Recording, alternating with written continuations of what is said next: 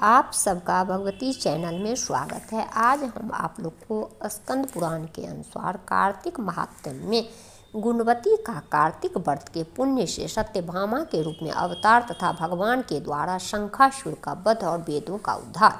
सूत जी कहते हैं, एक समय हर्षोल्लास से प्रसन्न मुख वाली देवी सत्यभामा ने भगवान श्री कृष्ण से कहा, भगवान मैं धन्य हूँ, कृतकृत्य हूँ और मेरा जीवन सफल है। प्रभु, मैंने पूर्व जन्म में कौन सा दान, व्रत अथवा तप किया जिससे मृत्यु लोक में जन्म लेकर भी मैं आपकी अर्धांगिनी हुई हूँ।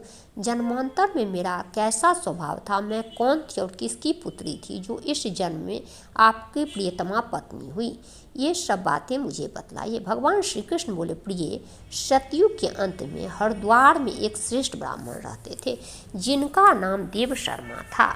वह अत्रि कुल में उत्पन्न हुए थे और वेद वेदांगों के पारंगत विद्वान थे। उनकी अवस्था बहुत अधिक हो चली थी, किंतु उनके कोई पुत्र नहीं हुआ, केवल एक कन्या थी जिसका नाम गुणवती था। देव शर्मा ने चंद्र नामक अपने शिष्य को ही अपनी पुत्री ब्याह दी और उसी को पुत्र की भांति माना।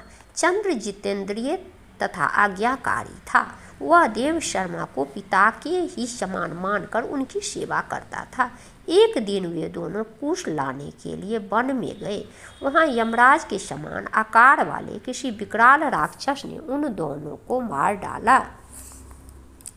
वे दोनों अपने अपने पुण्य के प्रभाव से भगवान विष्णु के लोक में चले गए। उनके मारे जाने पर समाचार सुनकर गुणवती पिता और पति के वियोग दुख से पीड़ित होकर करुण स्वरूप में विलाप करने लगी। उसने घर का सारा सामान बेचकर अपनी शक्ति के अनुसार उन दोनों का पारलौकिक कर्म संपन्न किया। उसके बाद वह उसी नगर में निवास करने लगी। जीवित रहने पर भी गुणवती संसार के लिए मर चुकी थी। उसने होश संभालने के बाद से मृत्यु प्रियतम 2 व्रतों का विधि पूर्वक पालन किया। एक तो एकादशी का उपवास और दूसरा कार्तिक मास का भली भांति सेवन। इस प्रकार गुणवती प्रति वर्ष कार्तिक का व्रत किया करती थी। एक समय जबकि वह रुग्ना थी, उसके सारे अंग दुर्बल हो गए थे और ज्वर से वो बहुत पीड़ित थी। किसी तरह धीरे धीरे चलकर गंगा जी में स्नान करने के लिए गई। ज्यों ही जल के भीतर घुसी, शीत से पीड़ित हो कांपती हुई गिर पड़ी। उस व्याकुलता की दशा में ही उसने देखा आकाश से विमान उतर रहा है और मृत्यु के पश्चात वह दिव्य रूप से उस विमान पर बैठकर वैकुंठ लोक को चली गई। कार्तिक व्रत के पुण्य से वह मेरे समीप रहने वाली तदंतर ब्रह्मा आदि देवताओं की प्रार्थना से जब वह इस पृथ्वी पर आया, तब मेरे साथ मेरे समस्त पार्षद भी यहाँ आए। भामिनी, ये सब यदुवंशी मेरे पार्षद गण ही हैं। पूर्व जन्म के देव शर्मा ही तुम्हारे पिता सत्राजित हुए और वे चंद्र नामक ब्राह्मण ही इस समय अकुर हुए तथा तुम वही कल्याणमयी गुणवती हो। कार्तिक व्रत के पुण्य से तुम मेरे लिए अधिक प्रसन्नता देने वाली बन गई। पूर्व जन्म में तुमने जो मेरे मंदिर के द्वार पर तुलसी का पाटका लगा रखी थी, उसी का फल है कि इस समय तुम्हारे आंगन में एक कल्प वृक्ष शोभा पा रहा है। तुमने जो मृत्यु प्रियतम कार्तिक व्रत का अनुष्ठान किया है, उसके प्रभाव से तुम्हारा मुझसे कभी भी वियोग नहीं होगा। प्रिय, पूर्व काल में राजा पृथु और महर्षि नारद का इस विषय में जो संवाद हुआ है, उसको सुनो। पृथु के पूछने पर नारद जी ने इस प्रकार कहना आरंभ किया। प्राचीन काल में शंख नामक एक असुर था जो समुद्र से उत्पन्न हुआ था। उसने इंद्र आदि समस्त लोकपालों के अधिकार छीन लिए। देवता मेरुगिरी की दुर्गम कंदराओं में छिपकर रहने लगे। उस समय दैत्यों ने विचार किया, यद्यपि मैंने देवताओं को जीत लिया है तथापि वे बलवान दिखाई देते हैं। अब इस विषय में मुझे क्या करना चाहिए? यह बात तो मुझे अच्छी तरह मालूम है कि देवता वेद मंत्रों के बल से ही प्रबल प्रतीत होते हैं, अतः मैं वेदों का ही अपहरण करूंगा। इससे सब देवता निर्बल हो जाएंगे। ऐसा निश्चय करके वह दैत्य ब्रह्मा जी के सत्यलोक से शीघ्र ही वेदों को हर लाया। उसके द्वारा ले जाए जाते हुए वेद भय से उसके चंगुल से निकल भागे और यज्ञ मंत्र एवं बीजों के साथ जल में समा गए। शंखासुर उन्हें ढूंढता हुआ समुद्र के भीतर घूमने लगा, किंतु उसने कहीं भी एक जगह वेद मंत्रों को नहीं देखा। इधर देवताओं ने भगवान विष्णु के पास जाकर उनकी स्तुति की।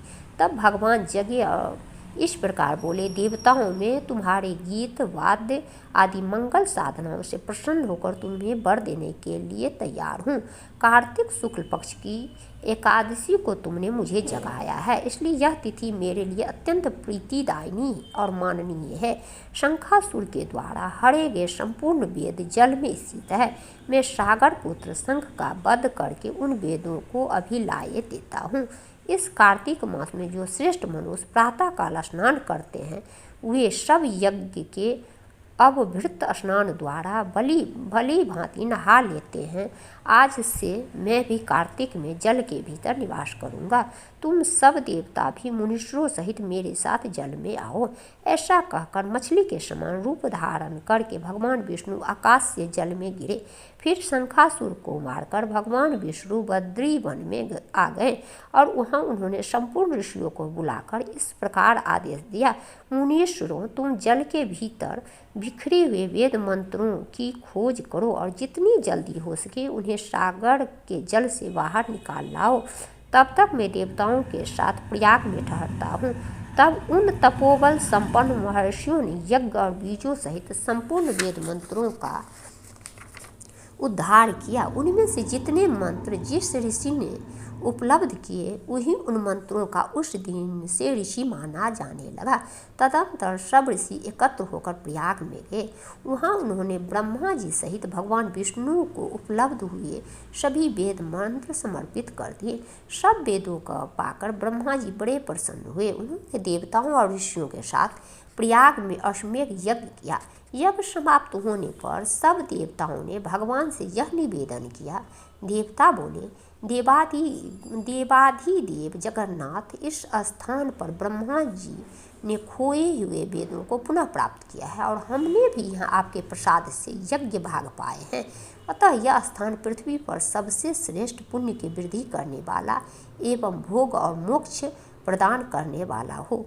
साथ ही यह समय भी महापुण्यमय और ब्रह्मघाती आदि महापापियों की भी शुद्धि करने वाला हो तथा यह स्थान यहाँ दिए हुए दान को अक्षय बना देने वाला भी हो, यह वर दीजिए। भगवान विष्णु ने कहा, देवताओं, तुमने जो कुछ कहा है वह मुझे भी स्वीकार है। तुम्हारी इच्छा पूर्ण हो। आज से यह स्थान ब्रह्मक्षेत्र के नाम से प्रसिद्ध होगा। सूर्य वंश में उत्पन्न राजा भागीरथ यहाँ गंगा को ले आएंगे और यहाँ सुकन्या यमुना से मिलेंगी। ब्रह्मा जी और तुम सब देवता मेरे साथ यहाँ निवास करो। आज से यह तीर्थ तीर्थराज के नाम से विख्यात होगा। तीर्थराज के दर्शन से तत्काल सब पाप नष्ट हो जाएंगे। सूर्य जब मकर राशि में स्थित होंगे, उस समय यहाँ स्नान करने वाले मनुष्यों के सब पापों का यह तीर्थ नाश करेगा। यह काल ही मनुष्यों के लिए सदा महान पुण्य फल देने वाला होगा। माघ में सूर्य के मकर राशि में स्थित होने पर यहाँ स्नान करने से सालोक्य आदि फल प्राप्त होंगे। देवाधिदेव भगवान विष्णु देवताओं से ऐसा कहकर ब्रह्मा जी के साथ वहीं अंतर्धान हो गए। तत्पश्चात इंद्रादि देवता भी अपने अंश से प्रयाग में रहते हुए वहाँ से अंतर्ध्यान हो गए। जो मनुष्य कार्तिक में तुलसी जी की जड़ में के समीप श्री हरि का पूजन करता है, वह इस लोक में संपूर्ण भोगों का उपभोग करके अंत में वैकुंठ धाम को जाता है।